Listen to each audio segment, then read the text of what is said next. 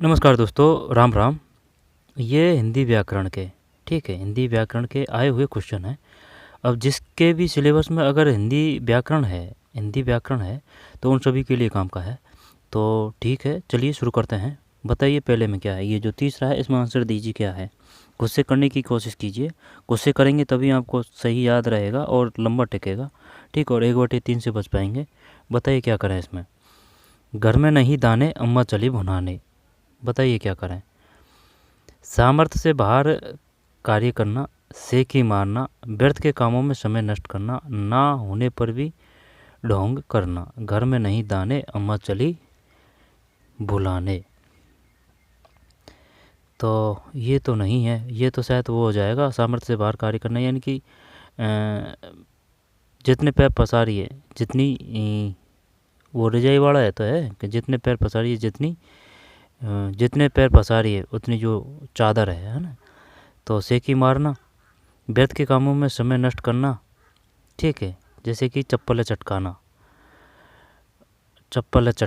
नहीं, वो तो नहीं आएगा इसके लिए। ना होने पर भी ढोंग करना, ना होने पर भी ढोंग करना। तो क्या सेकी मारना है, घर में नहीं दाने, अम्मा चली भुनाने।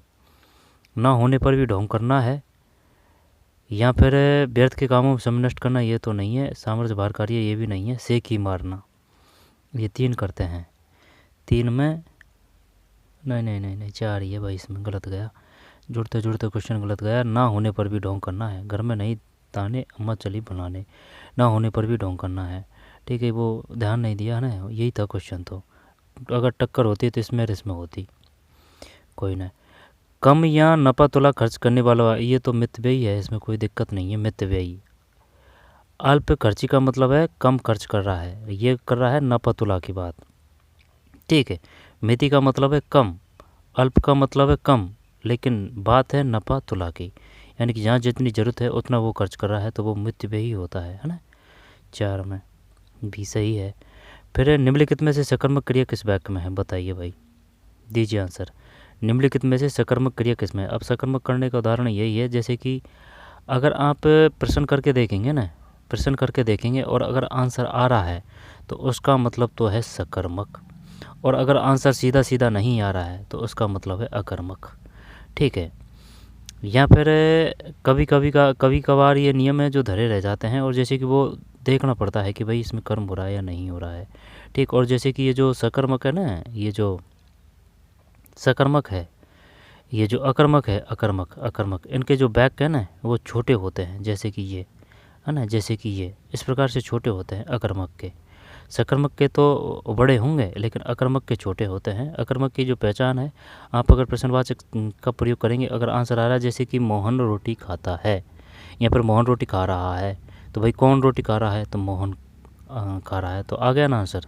और जैसे कि मोहन जाता है, तो अब प्रश्न का करिए प्रयोग। अगर सही सटीक आंसर आ रहा है, सही और स्पष्ट में आंसर आ रहा है ना, तभी आपको क्या करनी है, सकर्मक करनी है। देखते हैं क्या है इसमें, किस वाक्य में है। निम्नलिखित में सकर्मक क्रिया किस वाक्य में है। तो सकर्मक सकर्मक सकर्मक। रामू सदा रोता रहता है, रोता रहता है, या फिर रामू रो रहा है, तो कौन रो रहा है, रामू। हरीश छत पर है, माधव सोता है। सकर्मक क्रिया किस वाक्य में है, माधव सोता है। चंदन ने सब्जी खरीदी, जब जैसे कि किसने सब्जी खरीदी, चंदन ने। माधव सोता है, माधव सोता है, अकर्मक है। हरीश छत पर है, अकर्मक है। रामू सदा सोता रहता है। चंदन ने, कौन ने सब्जी खरीदी, चंदन ने। क्या ये कर दें, सकर्मक क्रिया किस वाक्य में है, सकर्मक।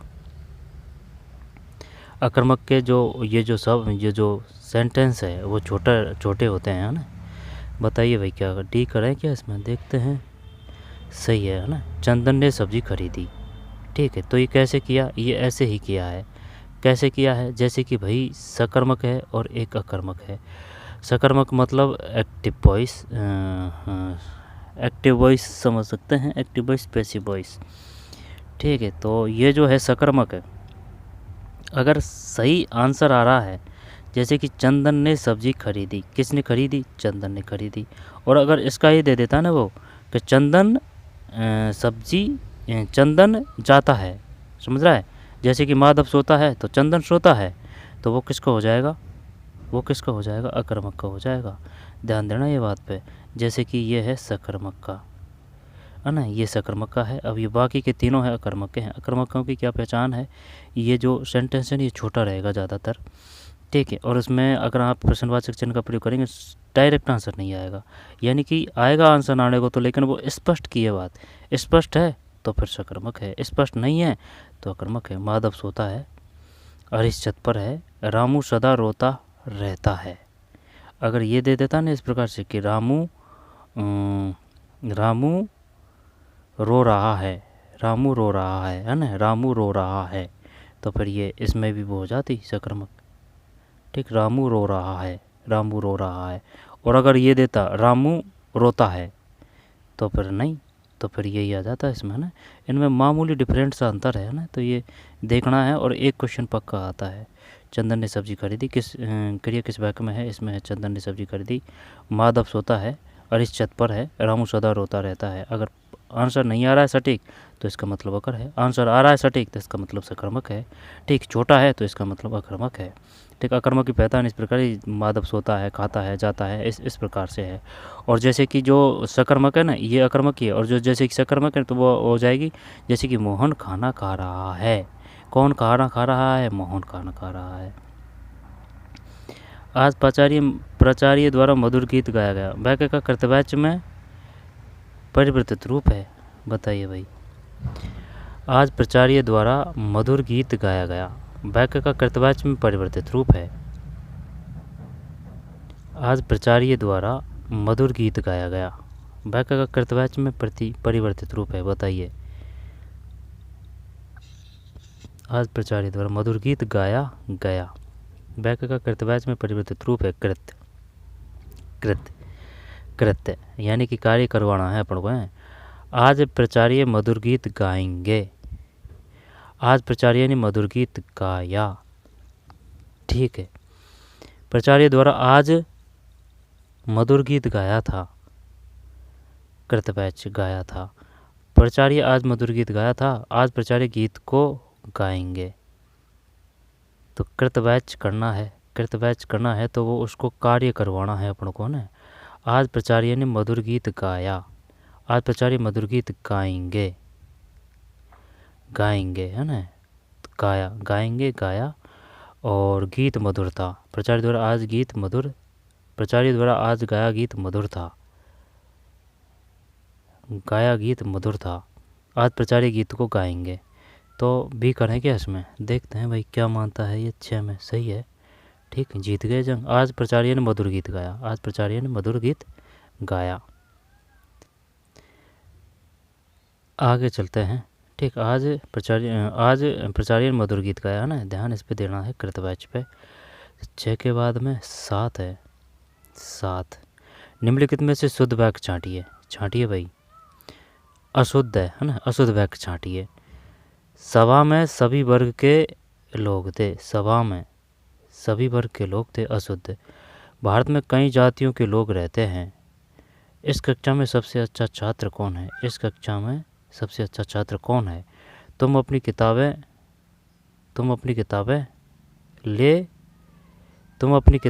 ले आओ, तुम अपनी किताबें। अशुद्ध वाक्य को छाटिए। सभा में सभी, क्या कर रहे हैं बस में? सभा में सभी वर्ग के लोग थे, सभा में सभी वर्ग के लोग थे, ठीक है। भारत में कई जातियों के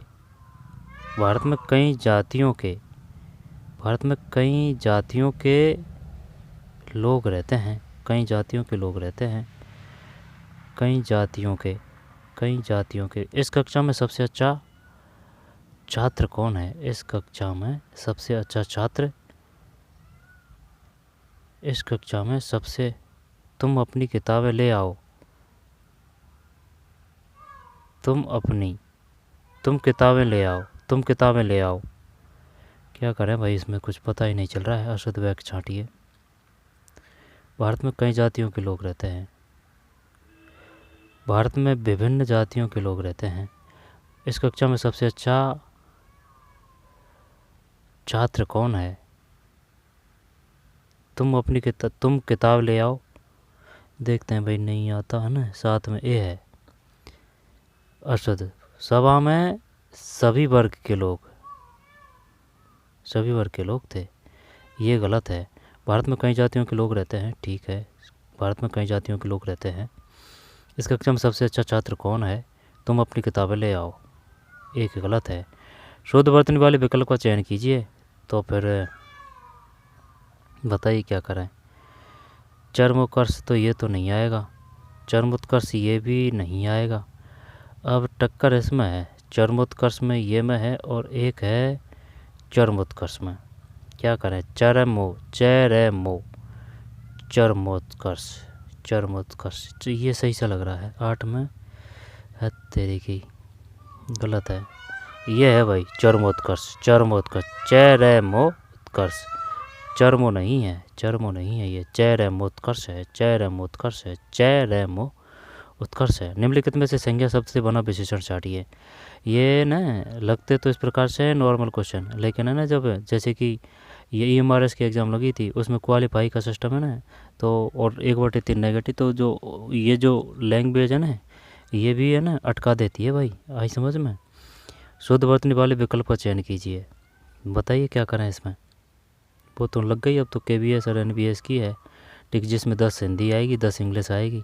और वैसे तो हिंदी तो सब में आती है, चाहे वो किसी भी हो, हाई कोर्ट हो या फिर कोई भी किसी प्रकार की भी हो, क्वेश्चन इसी प्रकार के आते हैं। ठीक है, हिंदी व्याकरण सब में आती है। हिंदी व्याकरण शुद्ध वर्तनी वाले विकल्प का चयन कीजिए। ये है भाई चरमो है। निम्नलिखित में संज्ञा शब्द से बना विशेषण छाटिए। संज्ञा शब्द से बना विशेषण छाटिए। संज्ञा किसे कहते हैं? किसी व्यक्ति वस्तु स्थान को बोध कराने वाले शब्दों को संज्ञा कहते हैं। तो फिर संज्ञा मतलब नाउन।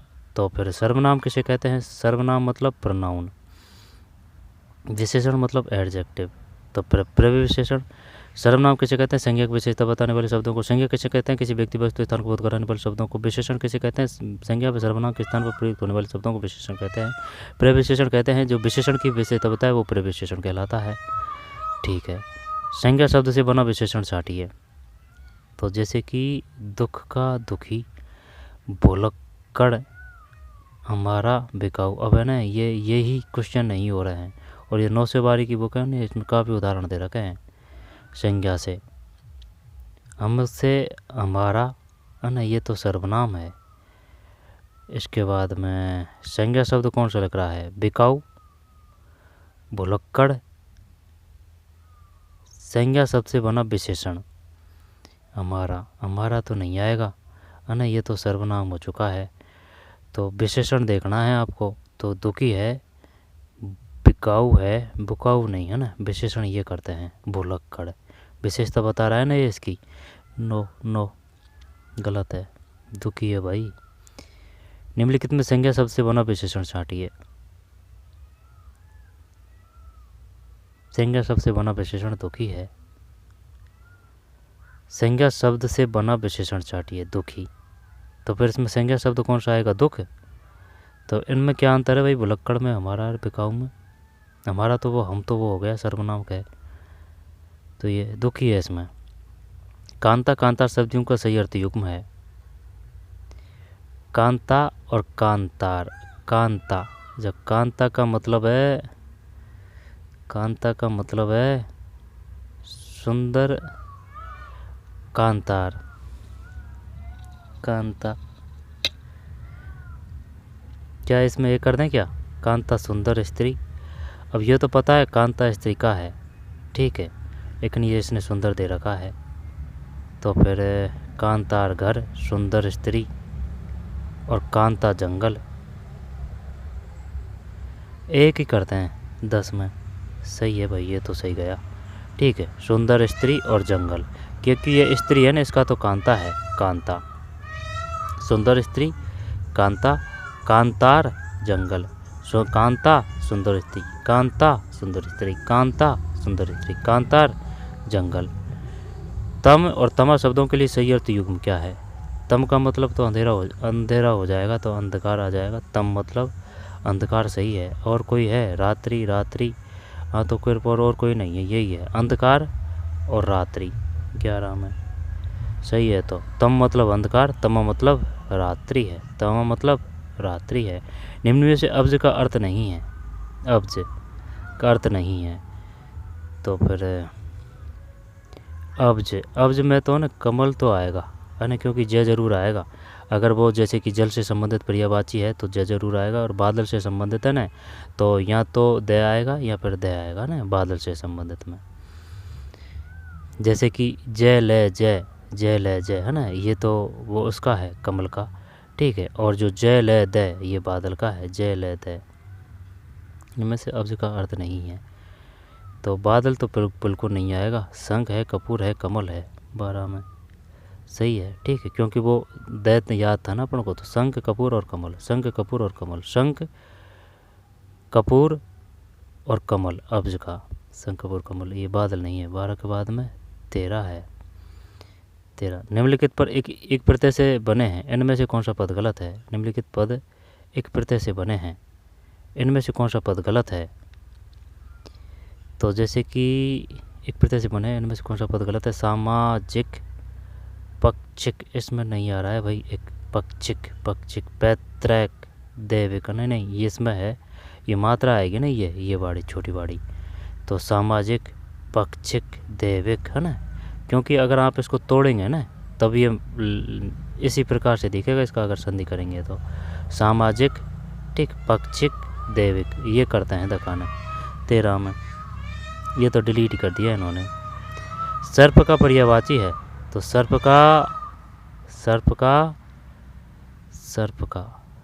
का केसी है, पन्नग है, जात रूप है, शार्दुल है।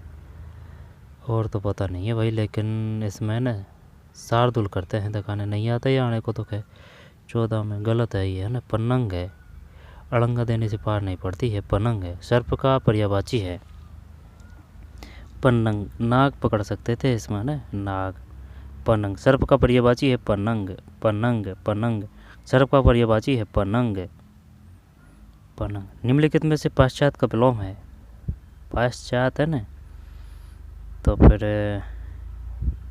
पूर्ववर्ती आ जाएगा, पाश्चात का पूर्ववर्ती, 15 में। ये भी डिलीट कर रखा है इसने। अंक का अनेकार्थक शब्द समूह है, अंक का, तो जैसे कि गिनती के अंक, नाटक के अंक, अध्याय, कारण तो नहीं है। नाटक अंक, गिनती के अंक, जीवित कपड़ा, गिनती का अंक, नाटक अंक, भाग्य और संख्या, ये होना चाहिए।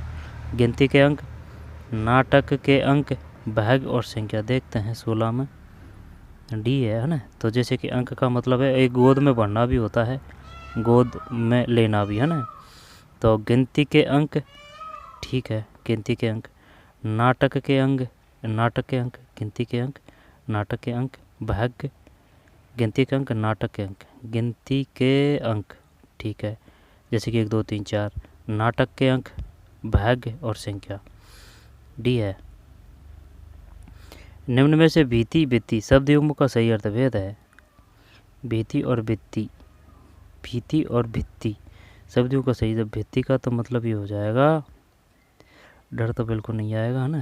तो दीवार, भीति मतलब डर है ना, भीति मतलब डर है, और कोई भीति मतलब भय, और है ना, ये तो हटा दिया। अब भित्ति, भित्ति का धरती तो नहीं है भाई, दीवार करते हैं। तो भीति, भीति, भीति, भीति, भीति, भित्ति, भित्ति, भित्ति, ये तो नहीं है इसमें, डर और एक भय। चल ये करते हैं 17 में, हाँ गलत है भाई, यही है सी, ठीक है। डर और दीवार है, भीति मतलब डर, भित्ति मतलब दीवार, भीति मतलब डर, भित्ति मतलब दीवार है। इनमें से किस विकल्प के सभी शब्द संज्ञा से बने विशेषण है? अब बता भाई, संज्ञा से बने विशेषण है, बताइए क्या करें? पौराणिक, मानवीय लखनवी, वैसे ये समझ में भी नहीं आ रही बात। संज्ञा, संज्ञा जैसे कि भाई, जैसे कि मोहन, तो मोहन किसी व्यक्ति वस्तु स्थान की बोध कराते हैं, उसको संज्ञा बोलते हैं, ठीक है। तो पौराणिक, मानवीय, लखनवी, लखनवी, पढ़ाकू, भीतरी, वैवाहिक, श्रमिक, विदेशी, बनावटी, ये करें क्या इसमें भाई? श्रमिक ठीक है, विदेशी ठीक है, बनावटी, बनावटी, बनावटी, पढ़ाकू, संज्ञा से बने विशेषण बताना है ना, संज्ञा से बने विशेषण है। तो श्रमिक, विदेशी और बनावटी, वैवाहिक, भीतरी, पढ़ाकू, आलसी, पैतृक, लिखित, आलसी, पैतृक है ना, ये तो नहीं आएगा। पौराणिक, मानवीय, लखनवी, पौराणिक, छोड़ यार, 18 में यही है, ठीक, 18 में है भाई। पौराणिक ठीक है, पौराणिक, मानवीय, लखनवीय, लखनवी, पौराणिक, इनमें से किस विकल्प के सभी शब्द संज्ञा से बने विशेषण है? पौराणिक, पौराणिक, मानवीय, लखनवी। बढ़िया है क्वेश्चन। 18 के बाद में 19, निम्नलिखित में शुद्ध वाक्य का चयन कीजिए। टेलीविज़न पर सारी घटनाएं बताई गई, मैंने उसकी, शुद्ध वाक्य, मैंने उसकी आड़े हाथ, टेलीविज़न पर सारी घटनाएं, जिलाधिकारी का आदेश है कि सभी नियम का पालन करें, जिलाधिकारी का आदेश है कि सभी नियमों का, नियमों का, नियम का, नियमों का, उसके पिता, उसका, उसके, टेलीविज़न पर सारी घटनाएं बताई गई। एक करते हैं 20, सी है यार। शुद्ध वाक्य ये, जिलाधिकारी का आदेश है कि सभी नियम का, नियमों का, सभी नियमों का, नियम का, सभी नियमों का, सभी नियम का पालन करें, यही है भाई इसमें शुद्ध, ठीक है। जिलाधिकारी का आदेश है कि सभी नियम का पालन करें। कर्तव्य में क्रिया के लिंग, वचन व पुरुष का रूप किस शब्द से प्रभावित होता है? कर्तव्य में क्रिया के लिंग, वचन व पुरुष का रूप किस शब्द से प्रभावित होता है?